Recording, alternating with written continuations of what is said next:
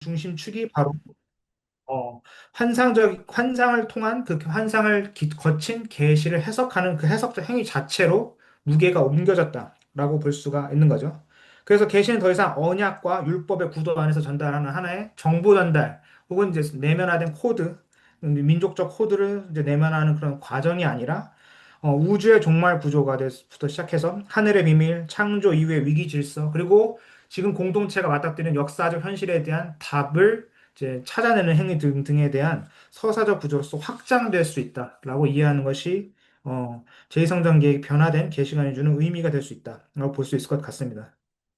그렇기 때문에 후기 묵시 문학 안에서는 문서화된 환상과 해석된 상징, 계시의 반복 전달들을 통해서 궁극적으로는 문서화가 지향되고 있지만 그 지향되는 과정에 나타내는 모든 다층적인 계시의 의미가 다 긍정되고 있다라고 우리가 볼 수 있을 것 같습니다.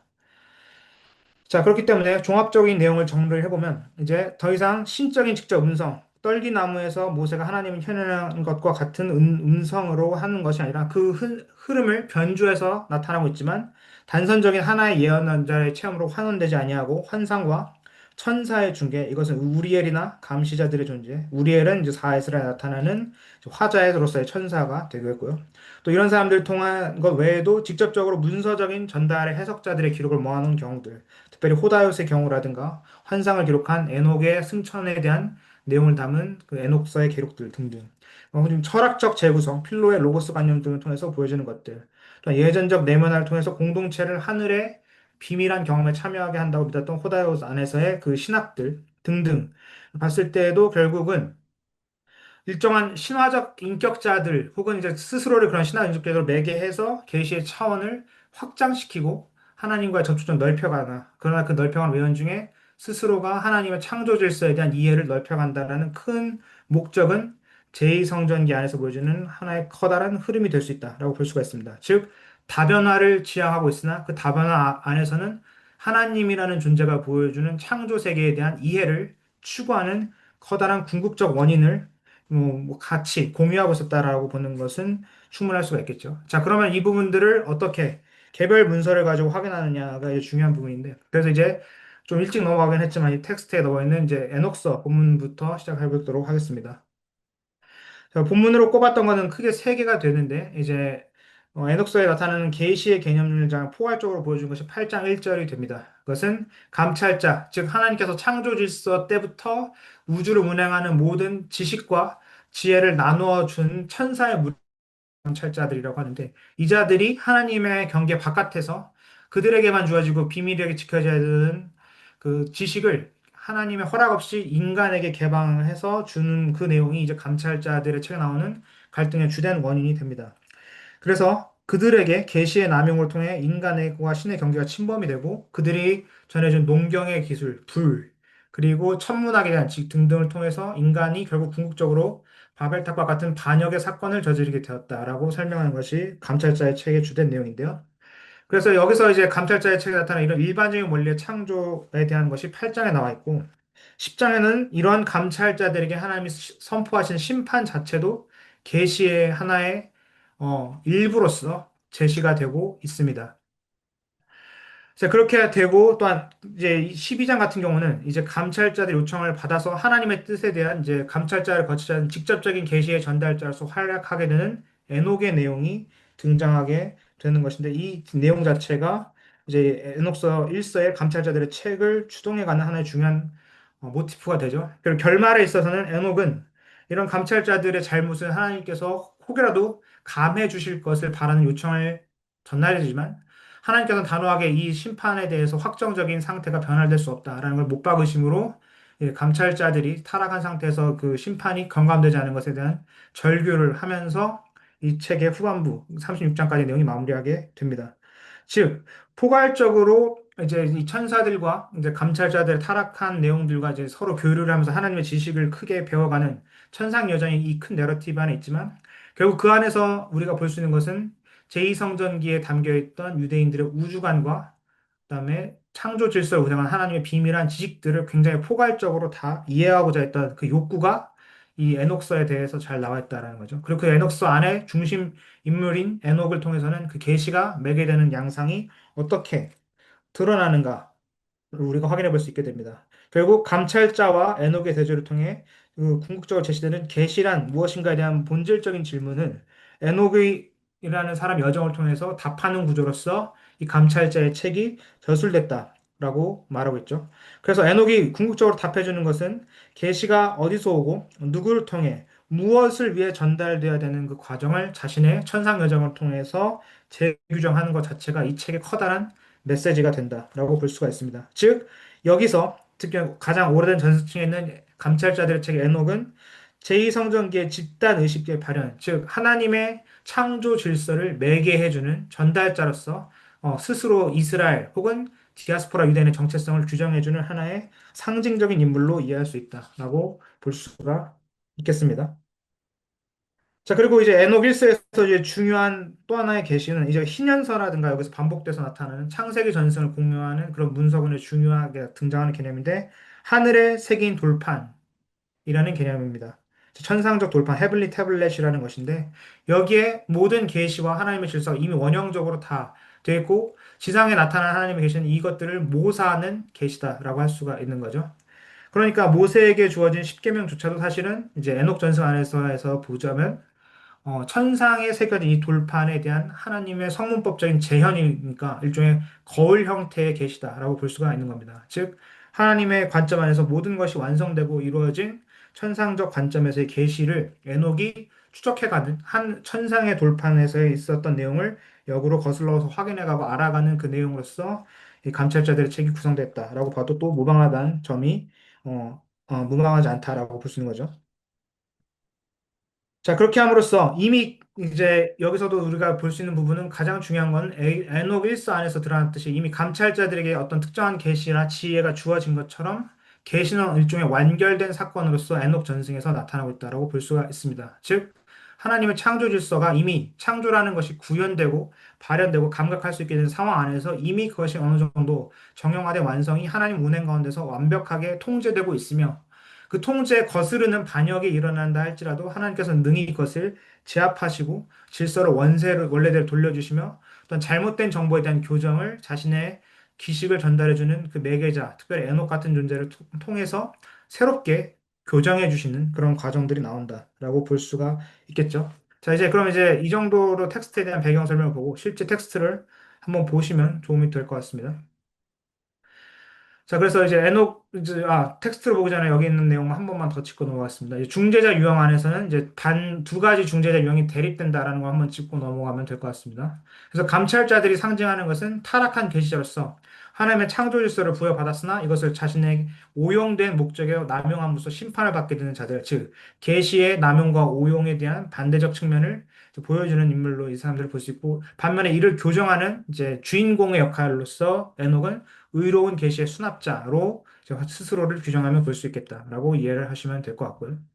자, 이 부분만 이제 보신 다음에 이제 텍스트로 한번 직접 보면 되겠습니다. 다 전문을 담지 못해서 여기에 있는 이제 계절은 12장에만 나하고 있는데 자, 이제 10장 9절에서 10절을 보시면 되겠습니다. 이제 지극히 거룩하신 분, 이제 로드 오브 더 데이스라고 할 수 있는 하나님을 상징하는 에노의 표현에서 나타나 있죠. 이제 천사장 가브리엘, 그러니까 감찰자들을 심판하기 위해서 하나님 편에서 선택한 천사장인 가브리엘이 등장해서 하나님께서 이에게 명령을 주십니다. 타락한 자들 가운데 있는 자들, 즉 감찰자들을 명하고 계신데 그들을 멸하라. 그들의 아들들, 타락한 걸들. 여기서는 이제 감찰자들 후손으로 상징된 창세기 6장에 나와 있는 네피림들을 말하는 내용이 되죠. 그래서 미가엘이 아자젤이라는 타락한 감찰자들이 중에 하나, 세미야자라는 그 감찰자들의 수장을 수종드는 하나의 타락천사의 하나인데 그 아자젤을 붙잡아 광야에 던지고 그가 보았던 모든 죄악을 그와 함께 묻어라라는 이 내용 자체, 즉 계시로서의 심판이 주어지는 내용을 우리가 한번 이런 중간 내용을 통해 확인해 볼 수가 있습니다. 그리고 이제 12장이 중요하기 때문에 그 부분에는 계지어까지도 한번 집어와서 보냈습니다. 에녹이 이제 자전적으로 고백하면서 자신이 왜 하나님으로부터 선택받은 계시자인지를 보여주는 장면입니다. 이제 그들은 나를 통해 하나님의 뜻을 듣기를 원하였다. 야, 엑지 아비 헤린 페카드라는 그 표현으로 하나님의 뜻이라는 것을 듣기를 원했다는 말 안에 이미 내재된 것처럼 에녹에게는 이것이 드러났다라는 거죠. 자기는 이것을 그리고 설명하고 이해할 수 있는 자리에 지금 서 있다. 라는 암시적으로 표현해주고 있습니다. 그래서 내가 자리를 떠나 그들에게 하나님의 말씀을 전하기로 결심하였다. 아스탈라레 블라카오라고 하는 그 계절로서 이제 계시자 역할로서 하나님의 입을 맡아서 스스로의 말을 대전해 주는 사람으로서 이제 자신의 정체성을 분명히 자각하고 나아가는 에녹에 대한 결심이 이제 이것이 이 정체성이 이제 책의 나머지 이야기를 끌어가는 후반부의 추동력이 되는 거죠. 이제 이런 것을 본 것처럼 에녹으로 상징되는 제2성전기 유대인들 자신들이 가지고 있던 세계와 우주와 그리고 그 하나님의 섭리를 통한 다스림을 어떤 식으로 이해하고 있는지를 간접적으로 우리가 이렇게 좀 살펴볼 수 있는 텍스트가 된다라고 볼 수 있을 것 같습니다. 시간 항상 많은 것들을 보지 못하고 이제 대표적으로 꼽는 한두 가지만 이렇게 보여드리는 점 양지를 해드리시기 부탁드리고 자, 그래서 이제 두 번째, 다음으로는 조금 더 나중 시기로, 저희, 지난 시간에도 저희가 한번 잠깐 토론하면서 얘기 나눴죠. 물론 이제 그거는 QS지만, QS와도 유사한 시점으로 볼 수 있는 그 초중엽에 만들어진 감사 시편, 호다요시라는 쿰란 문서를 통해서도 우리가 확인해 볼 지점들이 몇 가지가 있습니다. 자, 쿰란 안에서 나타나는 주요 본문은 이 정도로 꼽을 수가 있습니다. 먼저, 음, 10, 네, 9장에 나와 있어 6절에서 8행에 나와 있는 내용. 이제 하나님께서 지혜를 내면화시켜 주셨다.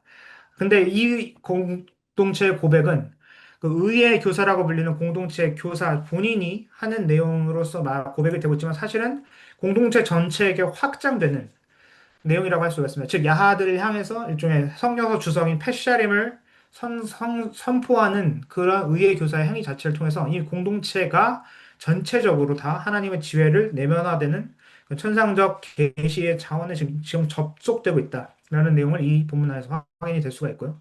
다음 본문은 이제 눈을 열어 비밀을 보게 되었다. 즉 환상적인 계시, 하늘에 있는 영역, 천상의 제사와 혹은 의식을 모방함으로써 이 공동체가 지금 천상의 영역에 되어 있는데 이 부분을 이제 쿰란 안에서의 게시관이요, 특별히 미스테리라는 그 아직 감추어지지 않은, 드러나지 않은 진실이라고 표현하는데 그 부분을 이제 그 아람어 혹은 히브리어로 라즈 니흐에 그래서 영어로 직역하자면 mystery that is to be라는 표현으로 이해가 됩니다. 즉, 아직 드러나지 않았지만 곧 밝혀지게 될 종말적 차원의 계시를 우리가 그것을 깨달아서 선포하고 알게 된다. 쿰란문 전체에서 보여지는 그런 묵시적 관념의 계시에 대한 해설인데 그 내용을 호대엇 안에서도 적용해 본다면 이 본문이 그대로 그렇게 해석될 수 있는 예시가 될 수 있다라고 볼 수가 있습니다. 그것과 연관해서 이제 세 번째 나온 본문이 책에 쓰인 말씀을 깨달음. 즉, 이제 분명히 어떤 패셔림을 하게 된 원형 텍스트를 가리키게 되지만, 이제 암시적으로는 에녹이 봤던 천상의 타블렛과도 유사하게 하나님으로부터 직접 전수받은 천상 차원의 계시를 가지고 이제 이것을 온전하게 깨달을 수 있는 공동체에서 우리가 선택받았다라는 식으로 이제 설명을 하게 되는다라고 할 수가 있겠죠. 그래서 이제 쿰라나에서의 계시에서 중요한 매개자는 역시 의의 교사, The Teacher of Righteousness라는 존재가 됩니다. 그리고 그의 개인적인 환상과 영적 체험을 통해서 공동체 전체가 전체적으로 그 경험을 확장하게 된다라는 것이 중요한데 그런 구조를 우리가 호다얏 이 감사 찬송 시간에서 잘 확인해 볼 수가 있습니다. 즉, 이 존재를 통해서 공동체 전체의 천상적 정체성이 공동체 전부에게 내면화되도록 하는 그런 행위가 지금 일어나고 있다라고 볼 수가 있겠죠. 이런 차원에서 이제 호다스에 나타난 의의 교사를 통한 계시의 내면화를 우리는 계시와 율법의 정체성 안에서 하늘의 전례와 연합된 계시적 존재론을 보여준다라고 우리가 이해해 볼 수가 있습니다. 말은 좀 복잡하지만 즉 천사의 비밀을 깨달은 라즈 니흐에를 깨달은 그 매개자 의의 교사를 통해서 공동체 전체가 다 하나님 앞에 나오도록 연합된다라는 개념 정도로 이해해 보시면 될 것 같습니다. 자, 이런 부분에서 이제 제2성경 후기 안에서의 가졌던 예언적, 자적 특징을 라즈 니흐에 대한 것으로서 다 독점을 했다고 보긴 어렵지만 어쨌든 의의 교사가 상당 부분 가져갔다라고 할 수 있는 부분은 맞는 것 같습니다. 그러니까 일종의 예언자적 포지션을 어느 정도는 승계했다라고 볼 수가 있겠죠. 단순한 예언자로 끝나는 것은 아닌 것이 이제 어쨌든 히브리 성서에 나와 있는 예언자는 결국 공동체의 교정을 시도하나 그 교정 자체가 실패한 인물로 그리고 예언자적 메시지를 남긴 그 기록 자체에 의미를 두는 존재로 나와 있지만 라즈 니흐예를 선포하고 공동체 내면화시키는 쿰란의 의의 교사에 있어서는 그런 실패의 관념보다는 함께 공동체 안에 녹아드는 삶과 실패보다는 종말에 대해서 끊임없는 하나님의 빛의 선택에 남아있도록 공동체에 대한 유효한 중재를 지속하는 그런 삶의 양식이랑 좀 더 연결되어 있다고 볼 수가 있습니다. 즉, 공동체와 하나가 일체된 삶을 공유하는 해석자로서 그 사람은 이제 공동체가 함께 나아가도록 자신도 그 일원이 돼서 지금 하나님의 그 전례의 자리로 이제 이 공동체 전체를 이끌어준다라고 할 수가 있는 거죠. 그런 의미에서 독점적인 권위를 하나님부터 부여받았다는 자의식도 분명하게 있었고, 그 자의식은 분명히 쿰란 공동체 전체에게도 확산되었다라고 볼 수가 있습니다.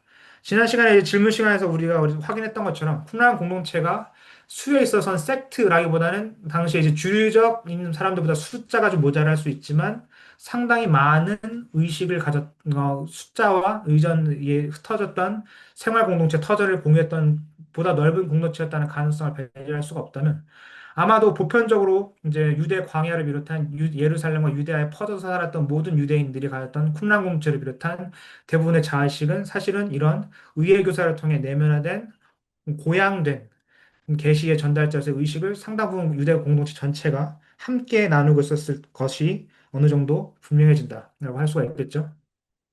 자, 그런 의미에서 이제 홈사이트에 대한 내용을 하나만 정리하고 가겠습니다. 일종의 한 문장으로 신학화된 내용을 정리하자면 율법은 계시화되고 그 계시를 해석하는 해석적 행위를 통해서 계시는 내면화된다. 그 내면의 주체는 바로 쿰란의 호다요새에 있는 의의 교사가 되지만 결국 공동체 조체가 이 내면화, 특별히 해석적인 행위를 통해서 계시를 내면하는 과정에 주요한 주요 주인공들로서 스스로 인식하고 있었다. 라는 것으로 우리가 이해하면 좋을 것 같습니다. 자, 이런 걸 통해서 이제 본문으로 한번 예시로 넘어가서 다시 한번 확인해 보면 좋겠습니다. 자, 이제 쿰란 안에서 호다라에서의 계시 형식과 중재자 형태에 대해서 이것들을 이제 나중에 자료나 이것들 통해서 확인하실 수가 있지만 결과적으로 내면적 원형과 하상적 해석자 안에서의 원형이 그 공동체와 의의 교사가 이루어졌다. 이 정도만 우리가 확인해 보는 것이 필요하겠습니다. 자, 그래서 이제 텍스트를 가지고 좀 직접 보면 좋을 것 같습니다. 그래서 이제 의의 교사의 자전적 고백이라고 할 수 있는 부분이 첫 번째 본문이 되겠죠. 내가 항상 주의 이름을 찬양하고 인생들 가운데 주의 영광을 선포한다. 그러니까 주의 풍성한 선하심 안에서 내 영혼이 기뻐하리다. 실제로 시편의 의미와 그 예전적인 성격을 상당 부분 많이 흡수해서 보여주는 감사 찬송 시입니다.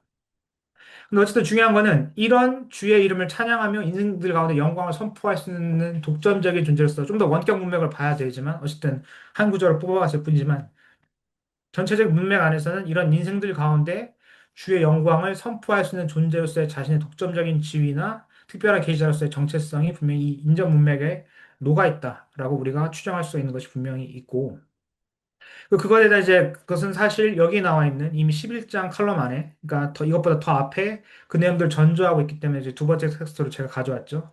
그래서 그 라즈 니흐예가 어떻게 의의 교사 자신에게 열렸냐를 스스로 이제 감탄하면서 말해주는 게 두 번째 텍스트입니다. 당신은 내 눈을 여사 주의 기이한 비밀들을 보게 됐습니다.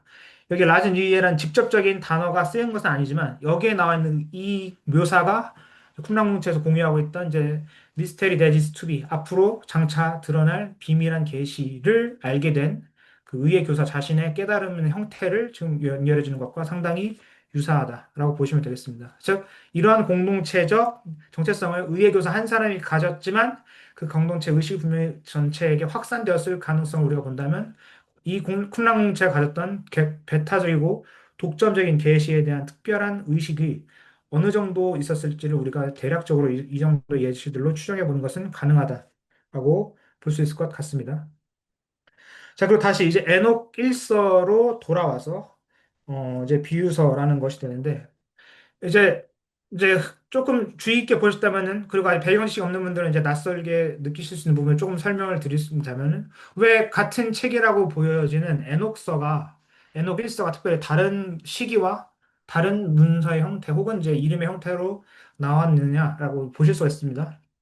근데 아까 말씀드린 것처럼 에녹 1서는 최대한 최소 5권의 편집층을 가지고 있고 그 편집층 중에서 가장 오래됐다고 추정되는 것은 감찰자의 책이지만 그 중에서 비교적 가장 나중에 삽입됐다고 느껴지며 이제 원형에 남겨진 원본의 형태도 상당히 다르게 구성된 것이 특별히 이제 마지막 부분이라고 보여지는 에녹 1서 중에서 비유서입니다.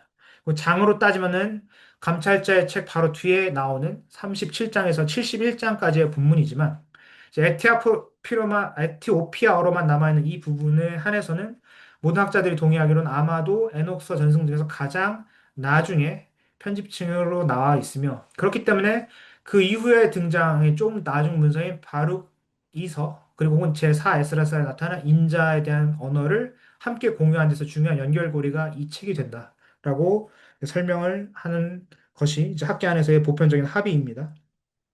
그 중에서 이제 에노빌서는 이제 중요하게 아까 이제 계시의 단순한 전달자이자 탐구자로서의 역할, 천상 여행을 수행한 에녹 역할이 보여졌다면 이제 인자로 고양된 에녹이 그 고양된 상태를 가지고 심판과 경배를 일정 부분 하나님과 마치 공유하는 것과 같은 그런 모습이 독특하게 보여집니다. 그러니까 단선적인 형태가 아니라 이제 1장에서 36장에 나왔던 에녹의 천상의 계시에 접근해가는 단순한 탐구자의 모습에서 좀 더 나아가서 이제 하나님의 권위와 권자에 함께 창조 질서의 다스림에 동참하는 독특한 존재로서의 에녹이 등장하게 되는데 이 내용이 이제 신약에 등장하는 기독론에도 상당 부분 인자 언어와 연결이 되기 때문에 많은 흥미를 유발하는 중요한 텍스트가 된다라고 할 수가 있겠죠.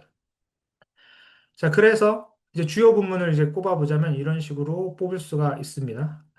첫 두 가지 정도를 꼽았는데요. 이제 에녹서 46장 1절 3절에 인자의 위험을 묘사하는 부분이 나오고 그 정치에 대한 환상이 나타나며 이제 추후에는 이 인자가 열방을 심판하는 자리에 오르는 것까지도 이제 보여주는 그 전조적인 본문으로 나왔습니다. 볼 수가 있습니다.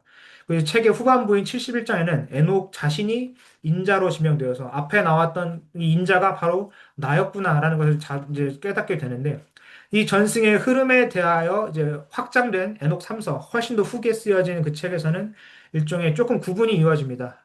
에녹 1서에서 이렇게 고양된 인자로 보이는 그런 에녹이 마치 하나님의 창조 질서에 다루는 것처럼 보인다면 에녹 3서에서의 메타트론이라는 에녹이 마치 천사화되고 천사장의 역할로 구분이 되는 이벤트가 나타나긴 하지만 거기서의 그 지위는 에녹 1서의 이 비유의 책에서 보이는 것보다는 조금 더 상대적인 열의, 즉 하나님의 창조 질서에 속하는 천상적 피조물에 가까운 것이지만 이런 우주적인 질서에 다스리는 권세에 참여한 존재까지는 아닌 것으로 나왔습니다. 그런데 어쨌든 그 조정이 이루어지기 전에 중요한 전승과 계시의 흐름 안에서 고양된 존재로서의 계시의 전달자이자 해석자, 특별히 심판의 역할까지를 공유하는 존재로서 인자가 굉장히 독특한 중요성을 가지고 이런 사상적 근접성 때문에 사실은 예수께서 말씀하신 인자 언어에 나타난 특별한 고향 언어가 이런 비유의 책에 나와 있는 인자 언어와 상당히 깊은 연관성이 있다라는 것은 많은 학자들이 동의하고 있습니다. 그리고 제가 아마 논문이 전달됐다면 이번 오늘 보려드렸던 자료에 있었던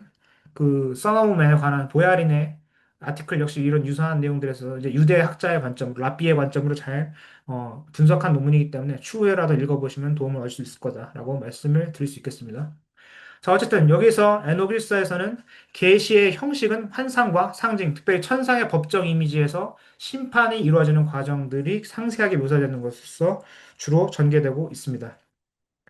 자, 그리고 다음 이제 중재자의 유형으로서는 인자와 하늘의 에녹, 하늘의 존재들인데 이제 에녹 1세의 감찰자들의 책에서는 천사장의 존재들이 많이 나와서 이 사람들이 에녹에게 이제 많은 것을 해줬지만 이제 여기서도 그것이 등장하지 않는다까지는 아니지만 에녹 자체가 가진 권위나 그 상징성이 훨씬 더 확장되었기 때문에 천사들에게 위계를 일방적으로 훈계를 받는다든가 아니면 일종의 권위에 대해서 약간 순복해야 되는 차원에서의 묘사가 상당한 부분 이제 감찰자의 책에 비해서는 줄어들었다라고 볼 수 있는 부분도 분명히 있습니다. 그리고 아까 말씀드린 것처럼 여기서 이제 나중에 에녹 자신으로 밝혀지는 인자가 심판과 구원의 중재로서의 계시의 담지자 역할을 수행한다라는 것이 굉장히 중요하게 나타나는 이 책 전체의 메시지가 될 수 있습니다. 자, 그래서 이제 특징이 바로 이 책이 가진 중요한 의의가 이 부분이 되는데요. 종말론적 구도 안에서 전개되는 것이 에녹 일서 비유의 책의 전체적인 특징이고, 특별히 인자와 통합된 계시의 이제 중재자로서 에녹이 묘사되는 것이 중요한데, 즉 중재자의 유형 자체가 단순하게 계시를 전달하는 것이라기보다는 하나님의 창조와 심판까지도 공유할 수 있는 특정한 어떤 존재로서 이해를 하게 된다라는 내용이 상당 부분 이 책에서 나타나는 중요한 일종의 계시에 대한 변곡적 이해가 된다라고 볼 수 있는 것 같습니다. 자, 그렇기 때문에 일종의 에녹서에 나타난 인자는 단순한 상징이라기보다는 계시적 권위를 가진 독립인격으로 기능한다라고 이해를 하면 좋을 것 같습니다. 자, 그렇기 때문에 인자는 하나님의 심판에 참여할 수가 있는 것이고, 그런 계시와 동시에 심판이란 행위 자체를 통한 그 심판 자체가 계시인 내용에도 하나님과 함께 유사한 권위로서 묘사가 될 수 있는 것이죠. 자, 그래서 이제 아까 말씀드렸던 보야린에 대한 내용을 잠깐 하고 이제 텍스트로 좀 넘어가면 설명을 좀 드리면 좋을 것 같습니다. 그래서 이제 보야린 같은 경우는 이제 에녹서 1장에 46장에서 71장에 등장하는 인자가 있는 장소에 주목을 합니다. 인자는 하늘 보좌에 앉았고 나중에 결국 71장에 밝혀지는 것처럼 에녹은 이 인자가 되기 때문에 즉 심판과 구속과 근데 모든 하늘 법정에서의 심판에 대한 것에 적극적인 의견을 개진하고 수행하는 그 신적인 메시아적인 원형으로서 기능하게 되며 그렇기 때문에 계시가 인자를 통해 중개되며 계시의 전달, 해석, 실행 기능까지도 분리되지 않은 특별한 존재로서 일종의 그러니까 메시아적 기대에 충족시키는 존재로서 분명히 에녹적 메시아가 이렇게 에녹 1세에 등장하게 된다라는 거죠. 그래서 보야린의 결국 궁극적인 주장은 이런 유대적 해석의 흐름 위에서 복음서의 인자의 제시를 통한 예수의 심판의 권위가 묘사될 수가 있었다. 이런 것을 그러니까 유대적 관점에서의 고기동론의 근거가 되는 것이 아니냐라는 흥미로운 주장을 이 사람이 전달해 줬었습니다. 그 일종의 계시 자체를 구하는 존재로서의 전거가 에녹적 인자, 에녹 일서의 비유의 즉 인자가 될 수 있다라는 것이죠. 자, 그래서 이제 텍스트 내용으로 넘어가서 이제 보도록 하겠습니다. 역시 개절된 부분을 다 읽지 못하니까 이제 보면은 46장에 나와 있는 인자가 묘사되는 거죠. 이제 후일 71장에 나와 있게 밝혀지는 에녹 자신이지만 46장에서는 그 사실은 아직 감춰져 있는 상태입니다. 그래서 에녹이 마치 3인칭 관찰자 시점에서 본 것처럼 묘사되고 있습니다. 내가 환상 가운데 한 사람을 보았는데 그 날들의 머리 그리고 날들의 머리라고 보여지는 것은 로드 오브 더 데이즈라는 그 부분인데 그것은 하나님에 대한 에녹 일서의 표현입니다. 이제 그 분처럼 보이는 사람의 얼굴이 있었는데 그 얼굴은 은혜로 가득하고 마치 천사와 같은 것처럼 보였다. 다니엘서에서 이제 풀무불에 던져진 사드락, 메삭, 아벳느고가 만났던 천사와 같은 사람 중에 하나라는 사람에 대한 좀 접촉점을 사실 이런 부분에서도 확인이 간접적으로 되는 거죠. 자, 그리고 이제 중요한 이제 반전이라면 반전, 이 모든 계시의 주체로서 에녹 자신이 지명되는 내용이 이렇게 나와 있습니다. 71장에 특별히 주의 영들, 로드 오브 더 스피릿 이것도 역시 하나님을 가리키는 일종의 표현이고 또 날들의 머리 역시 로드 오브 더 데이즈, 헤드 오브 더 데이즈라는 뜻에서 동일하게 하나님을 지칭한 내용인데 이제 원어의 순서로 보시면 이 구격이랑 다르게 여기에 앞에 있는 전반부가 그 인자가 처소 안에서 지명되었다. 에사우, 레스, 바, 마누라우, 그다음에 웨스트 야타타라라는 그 지정되었는데 그 지정된 존재가 누구였냐면 바로 밑에 나와 있는 것처럼 영들의 주와 그 날들의 뭐, 즉 동일하게 하나님 앞에서 지정된 인자가 되었다. 근데 그 인자가 좀 있으면은 저 이제 인전 문맥에서 바로 에녹 너다라는 선언이 이제 잇따르게 되는 거죠. 그러니까 앞에 있었던 모든 종말적이고 계시적인 차원의 모든 내용이 사실 에녹이라는 한 사람에게 수렴되게 됩니다. 자, 이런 것처럼 계시 자체가 내용이 이제 단순한 우주자연과 하나님의 섭리를 탐구하는 것을 넘어서 심판에 대한 그리고 그것을 수행하는 과정까지에 대한 내용까지도 확장되고 있습니다. 그러니까 이 에녹서를 역사적인 인물 안에서 하나의 어떤 특정한 인물로 동치화한다기보다는 유대 민족이 이제 이 시기에 와서 발전했던 인자 사상을 통해 나타나는 것이 바로 이런 계시의 적극적인 이행과 심판에 대한 실현 자체가 일종의 하나의 해석적 흐름 안에서 계시에 대한 이해의 발전이다라고 이해가 할 수 있는 부분이 있는 거죠. 자, 그다음에 이제 헬레니즘 배경에 좀 더 가까우며 어쨌든 그러나 중요한 제2성전기의 문헌에 포함되는 필로라는 사람을 통해서 볼 수 있습니다. 인접도 굉장히 이제 제1세기 기독교가 이제 융성하는 그 시기가 딱 맞물려서 예수께서 막 이제 갈릴리에서의 사역과 부활에 대한 내용을 맞춰진 그 직후, 즉 초대교회 형성기와 딱 맞물린 저자이기 때문에 그 중요성이 더 커진다라고 할 수가 있겠죠. 아까 말씀드린 것처럼 그래서 필로에서 중요하게 살펴볼 계시관념의 중요한 중재자의 역할은 로고스입니다. 로고스는 일종의 그리스 헬라 철학의 그 형태와 기능을 빌려왔지만 이것을 유대 유일신 신앙에서 새롭게 해석하여 제시하는 것이 필로의 수사 전략이었다라고 볼 수가 있는데 죄송합니다. 이 부분은 좀 다시 너무 빨리 넘어가서 이 부분을 잠시만 멈추겠습니다.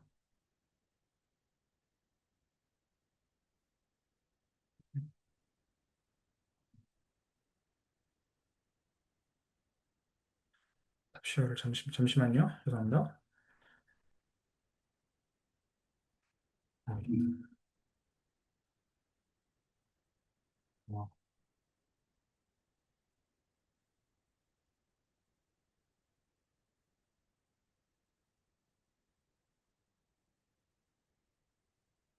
음, 자, 필로에 대한 부분으로 넘어가서 보겠습니다.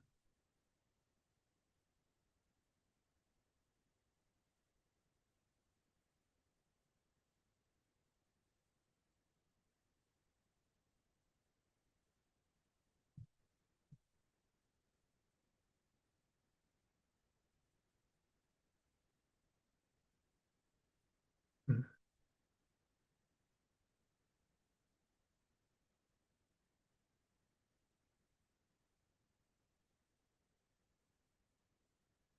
네, 다시 보이시나요? 그러면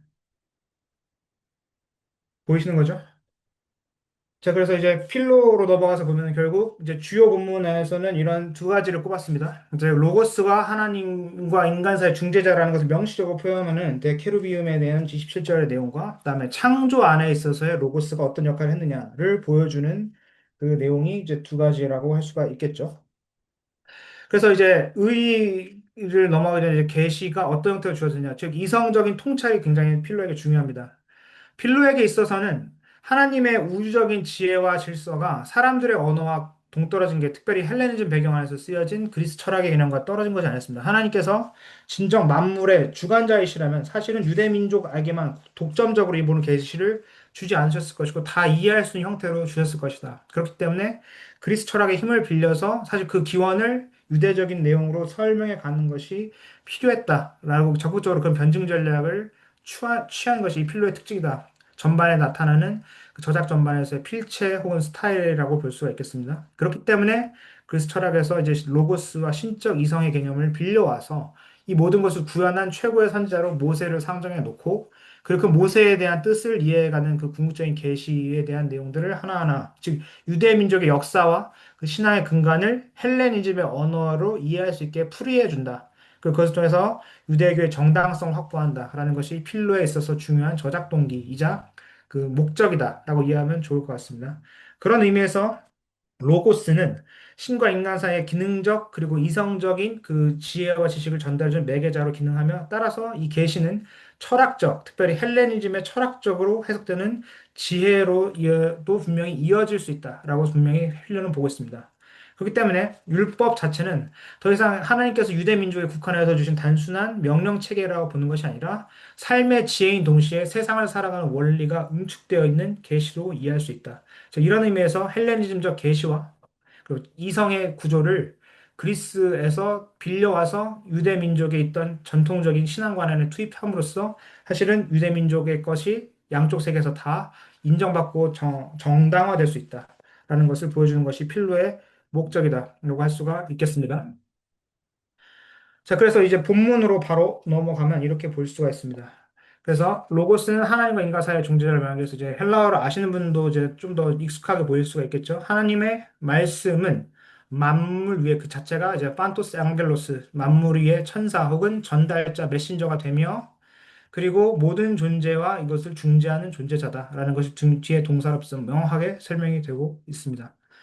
그리고 또 이제 창조와 계시에 있어요. 로고스에 있어도 그 로고스, 호 로고스 이 부분은 이제 요한복음 언어도 상당 부분 유사하다기보다 좀 비슷한 어법을 차용하고 있다는 것을 우리가 본 것이 중요한 예시가 될 수 있겠죠. 그래서 보이는 것과 보이지 않는 모든 창조를 이루며 또한 인간에게는 정신을 부여한다. 이게 되게 중요한 표현이 되겠습니다. 그러니까 또이스 안트로포이스톤 노인 도이 노에게 주었는데 인간에게 특별히 눈에 보일 수 있는 그런 이성과 정신을 전달자로서 이것이 하나님의 창조 행위에 포함되어 있다. 자, 이 말에 그러니까 수사 전략을 아까 말씀드린 거랑 연결되면 잘 이해가 되시겠죠? 즉 하나님께서 보편한 이성 가운데 사람에게 하나님을 알고 창조를 알 수 있게끔 하는 지각을 넣으셨으니까 우리가 당연히 창조 세계를 통해서 하나님에 대한 접근과 계시를 이해하고 받아들일 수가 있다. 보편 논증으로 나아가게 된다. 볼 수가 있는 겁니다. 자, 그러니까 이제 헬레니즘 안에서 독특하게 이제 필로는 앞에 있었던 예언자 전승 혹은 이제 히브리 전승에 있었던 독특한 해석자, 전달자 전승을 받아들이기보다는 보편한 이성의 체계를 더 호소하되 거기서도 물론 하나님의 율법의 우위성과 이제 신적인 계시, 특별히 모세를 통해 주어진 율법의 중요성을 무시하는 것은 아니나 그런 것들이 번역되어지고 이해될 수 있도록 인류 일반에게 공개되었다. 특별히 코인의 헬라어를 통해서 이런 작업을 하는 것 자체도 일종의 그런 해석적 변증에 대한 자기 확신을 가지고 이렇게 사람들에게 접근하고자 했던 필로 자신의 의지가 잘 드러난다고 할 수가 있습니다. 근데 그런 의미에서 우리가 여기서 주목해야 되는 개념은 역시 로고스가 되겠다. 그 로고스가 매개하는 보편한 이성에 대해서 그것이 계시의 중요한 주축이 된다라는 것이 필로의 저작권에서 중요하다. 다시 한번 강조를 드리겠습니다. 자, 그리고 이제 조금 이제 스피드를 약간 붙여도 될 것 같아서 이제 넘어가면 에스라서 역시 모든 문서 중에 가장 좀 후반기에 나기 때문에 이제 이것은 일반적인 기독교 문헌보다도 후기에 써진 후기 예의성적인 문서다라고 보편적으로 추정이 되고 있습니다.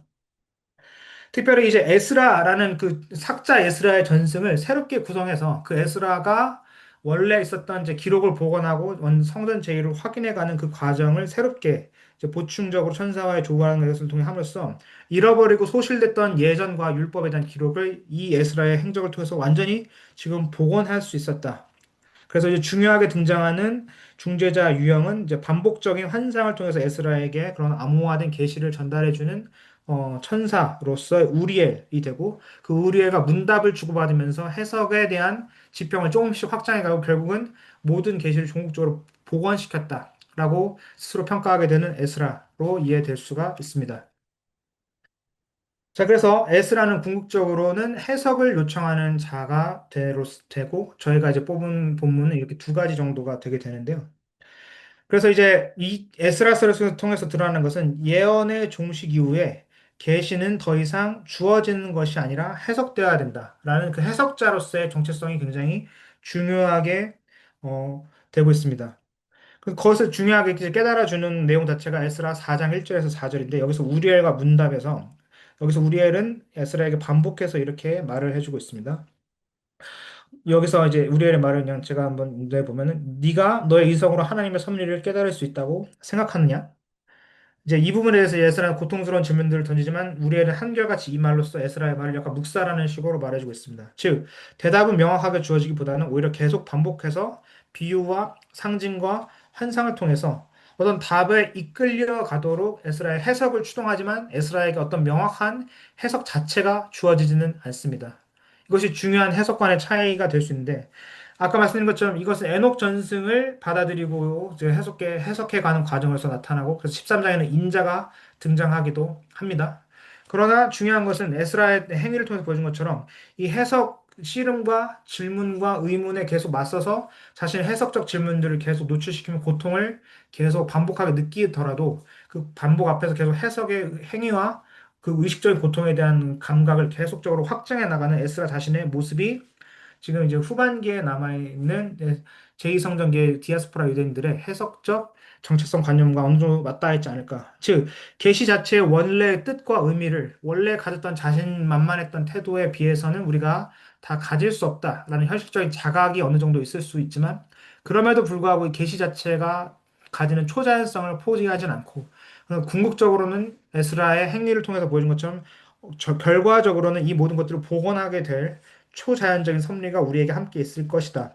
즉, 그럼에도 불구하고 그 과정까지 나아가는 과정에서의 계시의 해석의 능동성을 우리가 정당하게 부여하고 스스로 계속 이 행위를 멈추지 말아야 된다라는 의식의 차원을 에스라를 통해서 보여준다라고 볼 수가 있는 것 같습니다. 그래서 이제 특별하게 좀 살펴봐야 되는 두 번째 본문이 13장에 있는 본문인데 여기서는 이제 바다에서 올라오는 인자가 이제 주된 이제 환상의 매개체가 되죠. 근데 결과적으로는 여기서 단순한 계시가 아니보다는 상징과 여러 가지 해석이 중첩되어서 나타나는 환상인데 이 13장을 통해서 결국 온전한 해석은 우리엘의 천사 해석 여기서는 예외적으로 좀 확장되어서 나타나게 되고 있습니다. 그리고 에스라는 자율적으로는 이해하지 못하고 여기서만큼은 이제 우리엘의 해석을 받아들여야 된다라는 점에서 이제 전통적인 이제 계시 해석 이중 구조를 이 장에서는 조금 어느 정도 수용한 듯한 내용이 나와져 있습니다. 그리고 에녹서와 동일하게 여기서의 인자는 하나님께서 오래전에 감추셨다가 계시를 하는 존재로 그 정치 역시 해석되어야 되는 존재인데 중요한 거는 이렇게 수동적인 내용에 좀 끌려가는 장면이 분명 나온다 할지라도 역시 에스라가 계속적으로 멈추지 않고 완성해야 될 행위는 해석 자체에 대를 통해서 계속 이 상징과 기호와 씨름해 나가는 그 과정 자체를 수용하고 포용해야 된다라고 말을 하는 것입니다. 자, 그렇기 때문에 이제 이런 정체적 자의식을 가지고 과연 어떤 식으로 우리가 에스라가 나왔던 계시를 볼 수 있는가? 이 부분을 다시 한번 본문으로 확인을 해보겠습니다. 자, 에스라와 우리엘의 대화 장면이 4장에 아까 나온 것처럼 여기 나와 있는데요. 천사 우리엘이 내게 응답하여 가로되 너에게 세 가지 길을 보여주고 세 가지 비유를 내 앞에 제시하려고 내가 보내줬다. 자신의 목적이 이렇게 수요되고 있죠. 근데 이 부분에 대해서 이제 에스라가 나는 이 질문과 혹은 이 계시와 비유들을 다 깨달을 수 없습니다. 하지만 우리엘은 그냥 반복하게 어느 정도 정제된 해석을 나중에 준다 할지라도 일단은 그 해석 자체가 비유와 환상 가운데 계속 던져지게 됩니다. 그러니까 이런 것 안에서 해석 자체가 중요한 하나의 계시에 대한 동인이 된다라는 것을 우리가 이해해 볼 수 있는 차원으로 이 사장 본문을 볼 수 있고 자, 여기서 나타나는 이제 인자의 형상에 대한 모습인데요. 이제 여기서의 인자의 모습은 이제 다니엘서와 굉장히 유사하게 하나님의 아들 혹은 이제 젊은 신처럼 표현하면서 하나님과 굉장히 가까운 존재로 묘사되고 있습니다. 근데 여기에 나타나는 이제 인자의 모습이 이제 계시록이든 어떤 묵시 언어에 나타나는 이제 그리스도의 모습에서 보여주셨던 것과 유사하게 불의 이미지와 굉장히 밀접하게 나와 있다라고 보여지겠어요. 바다라는 혼돈과 공허를 상징하는 어두운 공간에서 나타난 인자가 질서와 다스림 그리고 하나님의 신적 권능을 암시할 수 있는 그 불이라는 이미지를 통해서 입에서 불의 숨결을 뿜어내고 입술에서 뜨거운 열기를 퍼지며 그에 의해서는 불의 폭발이 일어난다. 여기가 각각 세 가지가 에우스 플라투스가 이제 불의 숨결이 되겠고, 그다음에 에우스 플라마룸 임페투스가 이제 불의 폭발이 되겠죠. 그다음에 죄송합니다. 플레멘 이그니스가 이제 불의 숨결이 되는 거고, 그렇죠. 그다음에 네, 에이우스 플라투스가 이제 입술의 뜨거운 열기다라고 이제 우리가 이해하면 되는 것 같습니다. 근데 어쨌든 이런 식으로 불의 이미지를 통해서 불을 발산하고 심판에 대해서 이제 확증해준 존재로서 인자가 나오게 되는데 이것은 이제 계시록에 등장했던 예수께서의 이제 승리자 그리스도의 모습의 묵시적인 형상과도 상당 부분 연결되는 부분이 보이는 지점이기도 하죠. 같은 인자 전승에 대한 해석을. 자, 어쨌든 중요한 거는 이런 인자에 대한 수수께끼 내용, 그리고 이제 우리엘이 던져준 여러 가지 복잡하고 어려운 그 상징적인 비유와 해석의 길들에 있어야 갈림길에 놓여져 있지만 이 모든 것들을 에스라가 온전하게 다 그 자리에서 해결했다라고 할 수는 없다라는 것이 중요합니다. 그러나 이 책의 결말부에 나와 있는 해석 자체를 복원하기 위한 모든 기록을 수집하고 완성시키는 그 행위를 통해서 유대민족 스스로가 갖던 자의식은 우리는 이 역할을 멈추지 말고 해야 된다라는 것으로서 분명히 한 단계 도약이 이루어졌다라고 볼 수가 있겠죠. 그리고 이것과 유사하면서도 약간의 다른 결을 가진 후기 문서로서 우리는 바룩 이서를 볼 수가 있습니다. 시기는 앞에 있던 에스라와 약간 겹치거나 약 10년 정도 빠를 수도 있는 그런 시기라고 볼 수가 있겠습니다. 자, 그래서 바룩서가 가지고 있던 이제 주요 본문과 이제 내용들을 한 번씩 조금씩 이렇게 화면에서 보시면은 자, 주요 본문으로는 이렇게 세 가지를 꼽아봤지만 이제 살펴볼 것은 아마 이제 53장과 72장이 될 것 같은데요.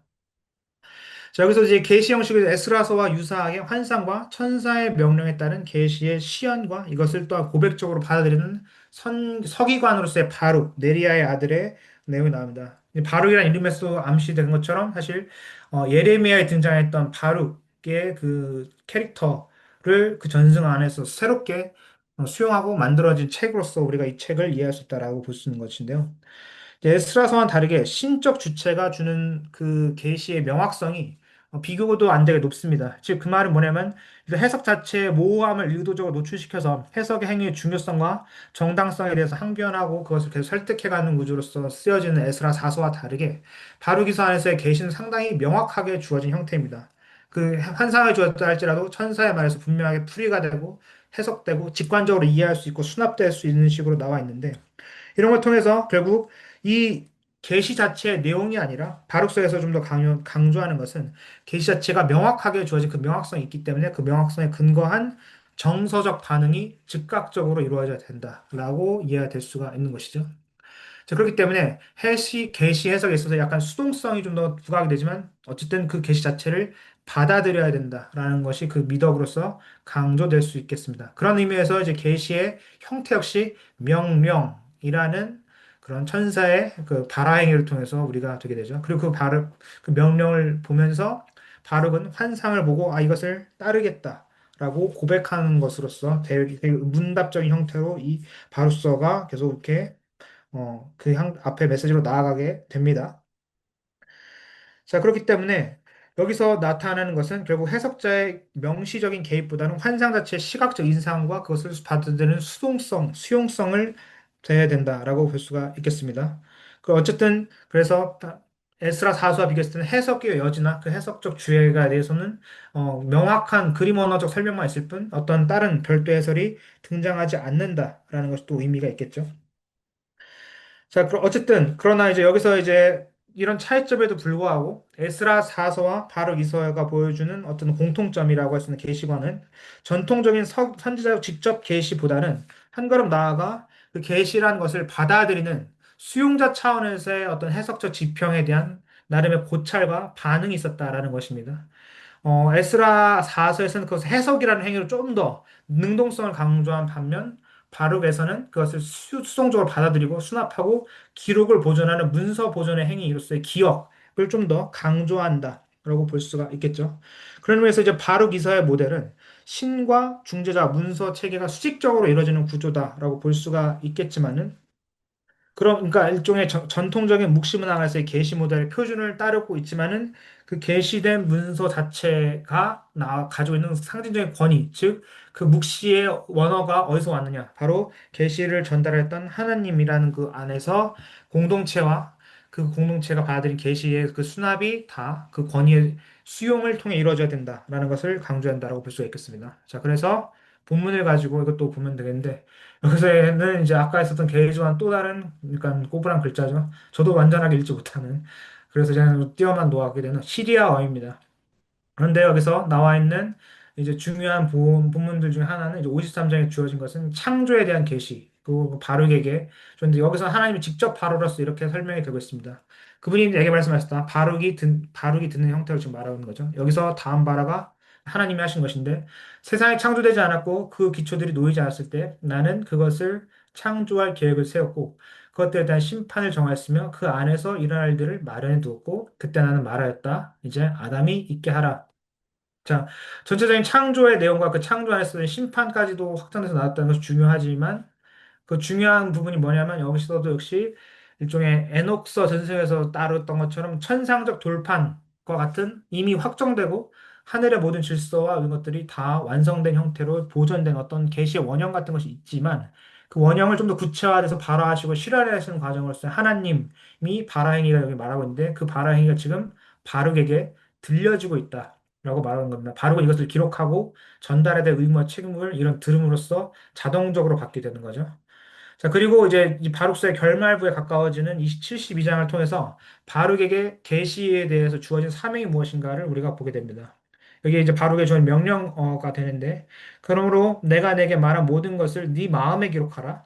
그것들을 너의 깊은 생각의 한 처소에 간직하라.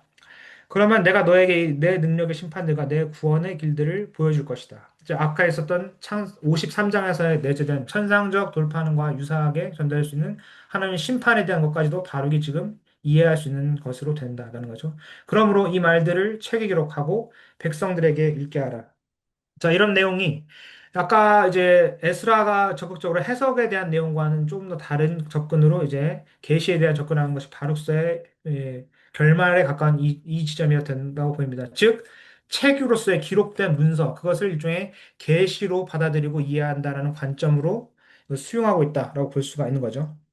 그러니까 전승은 어떤 측면에서는 해석적 능동성을 통해서 모호함과 상대성에 노출되는 것으로 다양화된 해석적 시각을 받아들이도록 요청하는 것은 뭐, 에스라서의 전략이 되지만 그와 반대로 고정화되고 이해될 수 있는 형태로 딱 주어진 이 계시를 그대로 전승하고 보존하고 그대로 공동체에게 이어서 흘려보내야 된다라는 관점의 계시에 대한 수납과 보존의 형태가 중요한 코드로 작용한 것은 바룩서 배경에 있다라고 볼 수가 있겠습니다.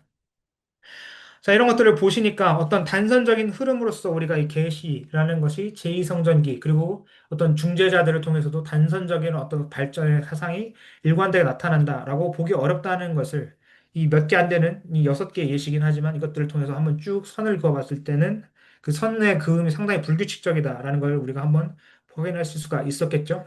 그러니까 이제 결론부를 키워드로 이렇게 설명을 드린다면 게시에 대해서는 그 채널 자체는 굉장히 다층적으로 존재하며 또 그 중재자 역시 존재해 다양한 전략과 방식으로 굉장히 다양성을 띠고 있지만 그렇기 때문에 그 신적 지식을 어떤 특정한 집단이 공유해서 그리고 독점적으로 가짐으로써 혹은 제사장 혹은 서기관이라는 독점 집단이 이것을 전수하고 나누는 형태가 아니라 다양한 전승에 대한 해석과 중심축을 가진 인물들이 이 관점을 공유하고 나눠서 각자의 방식으로 전달과 전수의 과정을 복합적으로 이뤄냈다라고 우리가 이 결론을 이해해 볼 수 있을 것 같습니다.